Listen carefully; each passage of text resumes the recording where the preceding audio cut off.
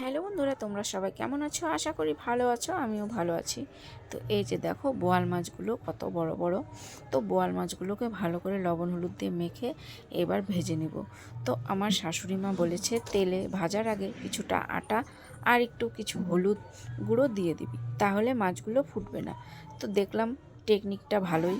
তো সত্যি সত্যি মাছগুলো ফুটলো না। তো দিয়ে দিলাম, দেখো মাছগুলো সামনের থেকেই দিচ্ছি। তো সত্যি মাছগুলো ফুটলো না। তো এই টেকনিকটা তোমরাও জেনে রেখো। বোয়াল মাছ আর মাছ ভাজার আগে একটু হালকা আটা আর হলুদের গুঁড়ো দিয়ে তারপর মাছগুলো দেবে। তা আমার তোমাদের সাথে কথা বলতে বলতে মাছগুলো ভাজা হয়ে গেছে। এবার মশলা দিয়ে দিলাম, আর এদিকে জিরাটাকে দেখো ভেজে নিয়ে রেখেছি শিলনোড়াতে। এবার ওটাকেও বেটে নেব। তো আলু সেদ্ধ দিয়ে বোয়াল মাছের রসা করব। তো এই যে মশলাটা কষানো হয়ে গেছে, সেদ্ধ করে রাখা আলুগুলোও দিয়ে দিলাম। এদিকে জিরাটা ভাজা হয়ে বেটেও নিচ্ছি। তো এই যে দেখো এবার কষানো হয়ে গেছে, জল দিয়ে দিলাম।